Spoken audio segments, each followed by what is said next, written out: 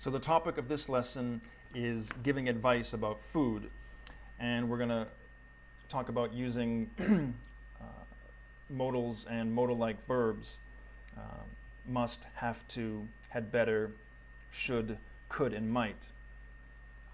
And the supersegmental aim is word stress. And the rationale for that is that the Korean language is on the syllable-timed end of the spectrum.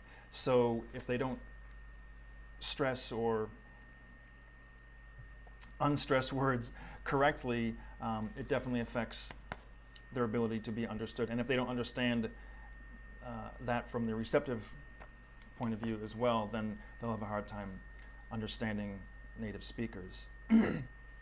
So the stages in support are as follows. The first receptive activity will be dictation. It will be a warm-up. It will involve not only listening and writing, obviously, but also speaking and reading, because my students have been trained to ask questions during dictation, whether I'm doing the reading or students are. They ask, would you repeat that, please? Would you speak more loudly?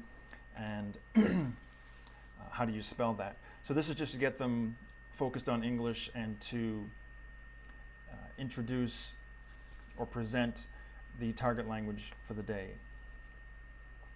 And when they're done asking questions, then they as a class will read the sentences back to me and I'll put them on the board. And for this particular lesson, I'll leave the sentences on the board because we'll need them later. The next receptive activity will be a dialogue. After some other activities, we'll go back to the dialogue. I'll finish it. It'll contain a total of 4 lines.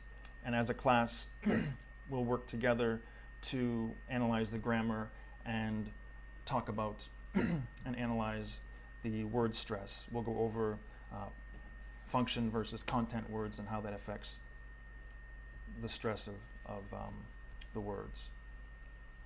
And then we'll move on to the productive part of the lesson.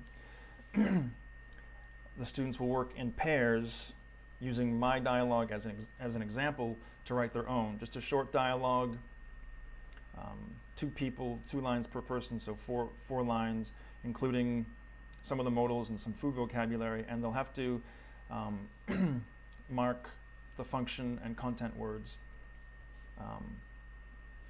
for stress. Probably just mark the content words for stress.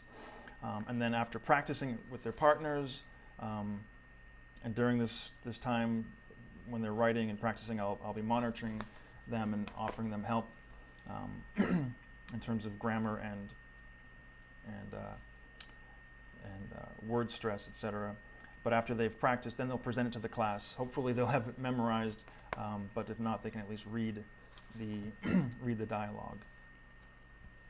And I can give them feedback as a class at the end if there are any remaining issues.